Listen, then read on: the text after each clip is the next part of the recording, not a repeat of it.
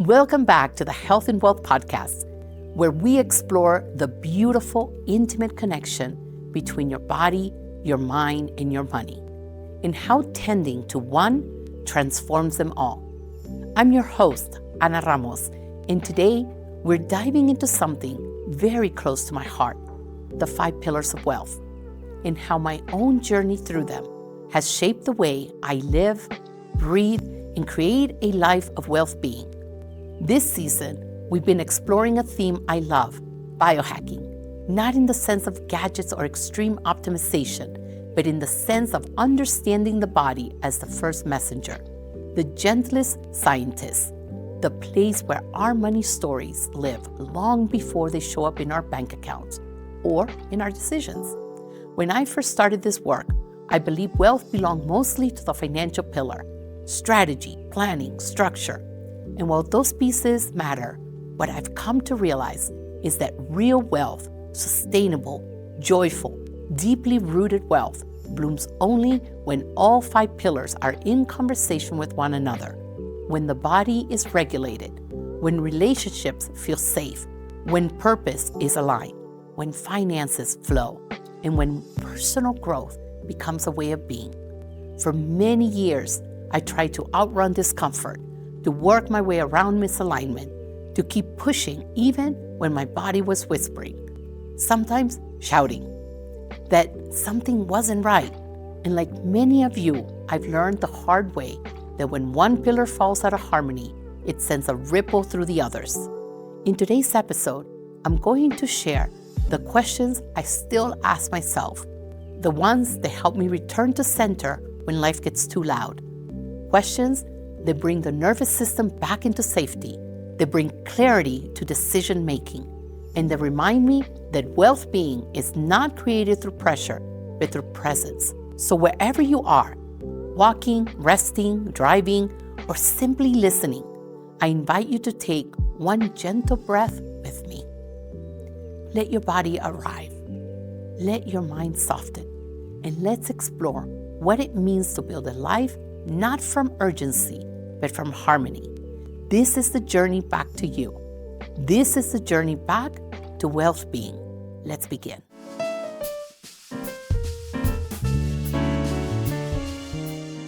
Ana, when you look at the 5 pillars through the lens of biohacking, which one feels like the first domino? The pillar that when you tend to it, shifts everything else in your internal system. I think that's definitely the very first pillar, which is health. And the reason I say that is because I think sometimes we're not aware of how important our systems, our internal systems, to be running well, like a well-oiled machine, right? When they're not running well, our perspective on things begin to shift. So, for example, if we're going through a period of a lot of stress and we don't take the time to regulate our systems, whether we end up doing breath work or whether we end up doing, meditation, or if you want to do an IV, right? If sometimes we need multivitamins into our systems. If we're going through a moment of stress and we don't attend to our body and the changes, the shifts that happen in our body when stress takes over and cortisol levels goes up, our entire view on life shifts. Our patience gets smaller. Our compassion diminishes or goes away. And so I really believe that when we focus on health, when we focus on, and when I say health, I'm talking about the mind, body, soul, right? But I'm also talking about the inner runnings of our system. And I started doing this myself where, right now, actually, as we are filming this, I'm actually going through a period where I just got off a cold, right? And I got off a cold because we were running, doing one thing after the other. We had an event, we had this, we had that, and the body was run down. And I did not take that moment of breath, right? That moment to just recalibrate my being. So here I'm going through this, and the first thing I have booked tomorrow is like a whole series of, just sueritos, as they call them here in Mexico City. But it's just taking care of feeding the body what it needs, the vitamins it needs, so that it can actually be working at its optimal best self, I guess I should say. Where has your body shown you before your mind ever caught up? that a particular pillar was out of harmony? How did that signal guide you back? The one thing that tells me that I'm out of harmony, it's when I go into my male mode, right? And when I say male mode, I'm talking my masculine self. Is that doing energy that I jump into? Because when my body goes out of sync, it's mainly because I'm trying to achieve something, or there's a new goal in mind or something I have to be able to get to do. And in order for us to do, we have to go into our male energy. And when I go into my male energy, my softer side disappears. It disengages. And when my softer side disengages, I start to lose the appreciation of just driving and feeling the fresh, taking a fresh breath of air, or looking at, even if you're going through a neighborhood and there's graffiti, and appreciating the art in the graffiti. When you lose that softness, you lose, your ability to just settle into yourself and be grateful for every moment that comes through. I know when my pillars are out of whack, right? They're out of harmony, out of flow, is when I've gone into a very male energy, a very go energy, and a very doing energy. Early warning systems are central to biohacking. What patterns do you notice in yourself when a pillar begins to fall out of alignment? Do I really have to answer that one? The truth of the matter is, it shows in my body. I immediately can begin to feel, first and foremost, my feet get swollen, which means that I'm retaining water. And when I'm retaining water, it means that I began a whole inflammation process in my body. And I think that, and that's due to a lot of the stress hormone and the autoimmune and things like that. But, the first sign that tells me that, if you really want to know the truth, I look at my feet, and if my feet are swollen, it tells me I'm beginning the process of inflammation and all that. And so when that happens, I just say, okay, Ana, have love with yourself, have compassion with yourself. What's going on? What's throwing you off? And then just take a breath, right? So go for a little walk and take your little Milu with you, and just walk together, sit down, have a coffee, stop at a coffee shop, drink lots of water. And just that act itself of just taking a breath, taking a break, begins to calm my nervous system down. And when my nervous system comes down, I can get back into whatever flow I'm supposed to be in. And I guess that makes your energy change. So when your energy changes, your breath, your focus, your nervous system, how do you notice that reflected in your finances, your relationships, or your sense of purpose? You're 100% accurate. Your energy shifts. I can go into two modes, right? Either my energy goes super high end, right? It's super go go go go go, and if it's in a go go go go go method, then I have no patience, right? I have no patience to when things have to take place financially. When I have to make financial decisions, I rush through them, and when I have to make other decisions, I actually, one of the things that I realized is, like, for example, on relationships, I just shut down. I just say, okay, this is not for me, next. And I shut it down, and I don't settle into the emotion. If there was a disappointment in the process, or if there was an expectation, I don't become present to the fact that I had an expectation and that person or that relationship did not meet that expectation. So how does this shift in energy, affect us in all the pillars? I think each one reacts different into whatever part of the journey we're in each one of them. But for example, what I've seen with clients is that when they go into this different energy, if they're at a point in their lives where they're having to be present to their expenses, right, to their allocation, to the fact that they have to, figure out how many lattes they're going to have in a day, or a week or a month, all of a sudden what I've seen them do is that they either go into a very shelter mode and they don't want to do anything, or they just say forget about everything, and all the work they've done themselves, it goes away.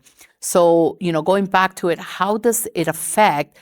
It depends where each person is at a time in terms of where they are with their finances, and it can manifest in so many different ways. But that shift in energy actually has a very big role, and I think that we go a lot into the greed of things or into the fear of things, and it takes our balance away from it. When you're doing investments and when you're doing relationships and when you're doing anything out there, there's always the extremes, right? And I think that when our energy is in focus and our energy is balanced, we can actually balance both sides. We can balance the aggressive side and the passive side, the greedy side and the fearful side. So that shift in energy either puts us on one side or the other. So coming back to ourselves, coming back to that center point where our energy is in line where it needs to be, it actually helps us to make very, not just educated decisions, but decisions that fall right within us, within our nervous system, within our feelings, within our beings. How has learning to regulate your nervous system reshaped the way you make financial choices or have money conversations with clients, partners, or even yourself? I think it has allowed me for compassion, not just compassion for myself, but more, and I'm gonna shift that a little bit. It's not compassion, but acceptance and the not wanting to change someone. I always said that the hardest thing when you love someone, because when we love someone, we want to make everything perfect for them. We want to create this beautiful world of roses. We want to take away any hardships that they may have. And as I work with clients and even with myself, right, we just want to make everything perfect and everything beautiful. And that's what we work so hard at. But one of the things that I've come to realize is that if I love them enough, I'm going to let them go through their journey. So if I love myself enough, I'm going to accept whatever is going through. And sometimes I got to laugh a little bit about it because sometimes I do silly things. And I just got to go, hey, Anna, that was silly of you. But the shift that I've realized in my own personal self, and that is, as a person who leads others and coaches others, I've learned to just say, that's their journey. I have to allow them to go through their journey. I can't change them, I can shift them, but I must allow them to go through their journey. Turning a little bit to biohacking, which biohacking tools or rituals help you tune in to your inner state? And how do they bring clarity or alignment to the pillar that needs your most attention? I think the one biohacking that I've used the most is it's been breath work, really. And I'm going to say the breath work has shifted over time because at first it was meditation. And I remember my early days, doing yoga and then, doing the meditation afterwards. It was all about I had to listen to music. I had to have the right elements around me. And I had to have the music going and the music flowing. It had to be the right music and it had to be the right incense. And today, where that meditation, it's no longer a meditation, but a meditative state. And so through breath work, I can get to that meditative state pretty fast, but I don't rush the journey. I actually honor the time it takes me to get to that point where my system, it's calm, that I can take that breath and say to myself, this too shall pass, whatever it is. And where I can get to the point that I've quieted my mind enough that I'm listening to my breath. So in the past, I needed music. I needed a little bit of that stimulation. In today's, I actually need quietness. And within that quietness, I can quiet myself, I can quiet my soul, I can quiet my thoughts, I can quiet my other person talking, right? And I can now begin to focus on my breath. And when I focus on my breath, is that in motion and that exhale motion. And just that simple act of doing that, and even just doing it now, it just brought my system down, decibels down, in terms of where my nervous system is and all. So then biohacking teaches that tiny, consistent changes that recalibrate the whole system. But what micro shifts have created the biggest transformation across your 5 pillars?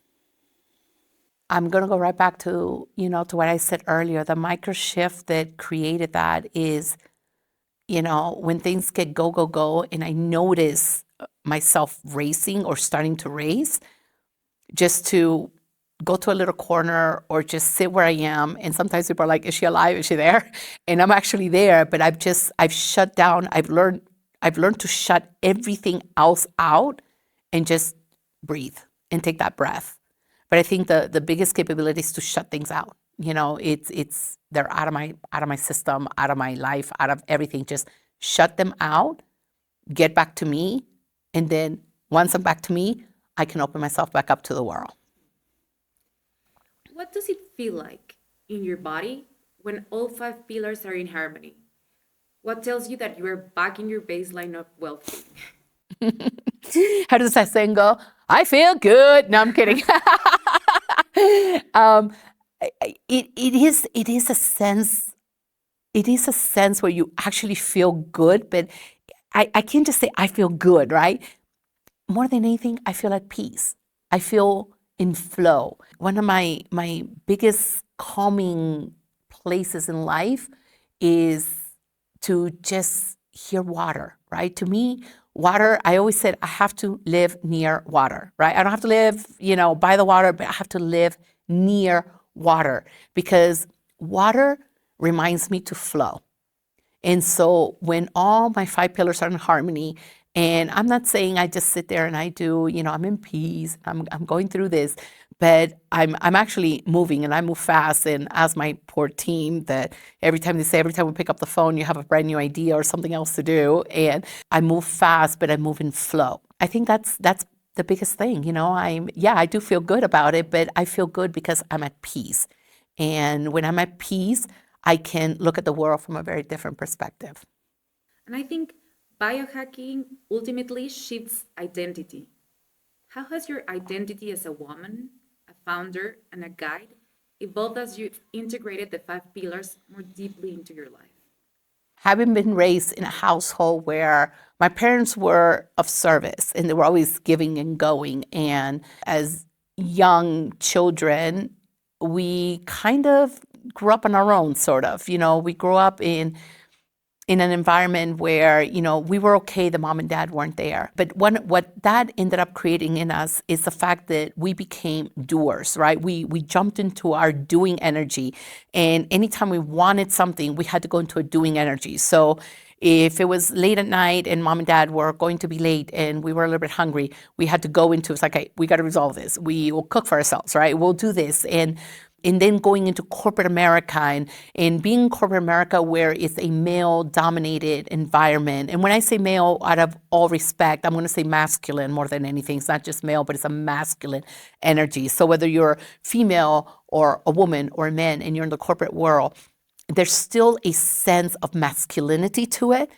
And there's this, you have to always perform and you have to be on top of your game. And I think that coming into this shift in my life, it has allowed for me to bring out the feminine side. And my femininity, which is the being, the feeling, the compassion, has really opened a new way of being. And it's something that I really enjoy. And when I go into my masculine side, into my doing side, I'm like, oh, I long for those days, those beautiful feminine soft days. So I think that has been, the biggest difference behind it all.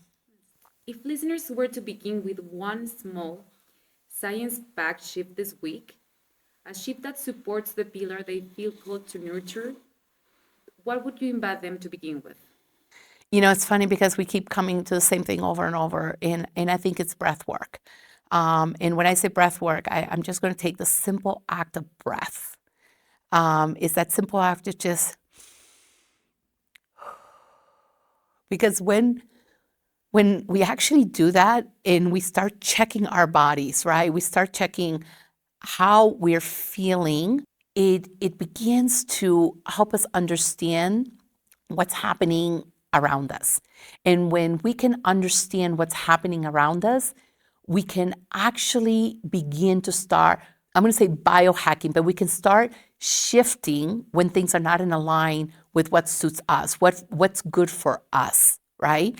And what's good for you is different for me. What's good for you is different for me.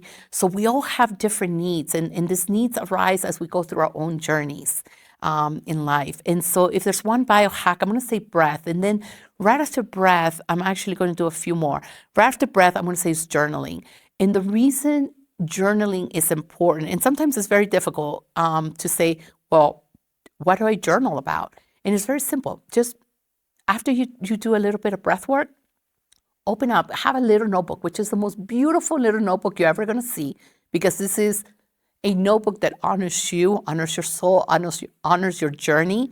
Have this little book, open it up, and just say, what am I thinking? What's in my head? What am I feeling? If you only write one sentence, it's okay. Before you know it, you're going to be writing pages. There's something that happens in your entire system that helps you to connect. It also helps you to release, believe it or not, because when we're writing a note to ourselves. And this is why our journal should be very personal. This is for us. This is for me. You know, the last portion that I wish people would actually do, and this is somebody did this for me once, and it shifted my entire way, the way I looked at goals. Because most of the time we say to ourselves, or they ask us, well, what are your goals? And, you know, where do you want to be in 5 years from now? And where do you want this to be 5 years, 10 years from now, right? If you're in corporate America talks about what is your 5-year goal, your 10-year goal, your 15-year goal. And I think that when we talk about goals in our lives and things that we want to be able to accomplish in those terms, we're not connecting them to who we are, and not just who we are, but even more so, what is it that we're trying to feel by achieving those goals? So what somebody once said to me, instead of saying, where do you want to be 5 years from now? They actually said to me, what does a day in your life look like 5 years from now? And I said, well, what do you mean? And I said, talk to me a little bit about health. 5 years from now, what are you doing? So write to me an entire paragraph of how your day, from the time you wake up to the time you go to sleep, how you want that day to flow. How do you want that day to feel? And then be sure to incorporate the 5 elements of wealth in it. Well, the 5 elements, that was me who did it. But it was very interesting what happens to our view and our perception when we connect our goals to the feeling that we're trying to obtain by achieving those goals. So breath work, journaling, and how does a day in your life look like and feel like 5 years from now? Thank you so much, Anna. Thank you for sharing how you live the 5 pillars and how to deepen the connection through biohacking tips that we can use day to day. Thank you so much. You're welcome, and thank you. Thank you for sharing the space with me today. As we close, I want to return to something simple, something I hope you carry with you long after this episode ends. Wealth being is not the pursuit of perfection. It's the practice of noticing. Noticing when your breath becomes shallow. Noticing when your mind begins to race. Noticing when a pillar is asking for attention, not as a problem, but as an invitation. Biohacking, at its core, it's really about listening. Listening to the quiet wisdom of the body that so often knows the truth before we're ready to say it out loud. And the more we listen, the more these 5 pillars begin to support one another instead of pulling us in different directions. My hope is that something in today's conversation help you see yourself with a little more softness, or help you recognize a pattern you're ready to shift, a ritual you're ready to return to, or a new identity you're ready to step into. Because every transformation begins with awareness, and every new chapter begins with one small choice. So ask yourself, what is the smallest, gentlest, most life-giving shift I can make this week? Maybe it's a breath before opening your banking app. Maybe it's honoring your sleep. Maybe it's saying no. Maybe it's asking for help. Whatever it is, let it be simple, let it be doable, and let it support the pillar you feel called to nourish right now. As always, thank you for being part of this community, a community of people rewriting their money stories, tending to their nervous systems, and choosing harmony over hustle. I'm grateful for you, and I'm honored to walk this journey of wealth being alongside you. If today's episode resonated, I invite you to subscribe, share it with someone you love, or leave us a review. Your support helps this message reach more people who are ready to transform the vision of wealth from the inside out. Until next time, breathe gently, live intentionally, and remember, wealth is not something you chase, it's something you become.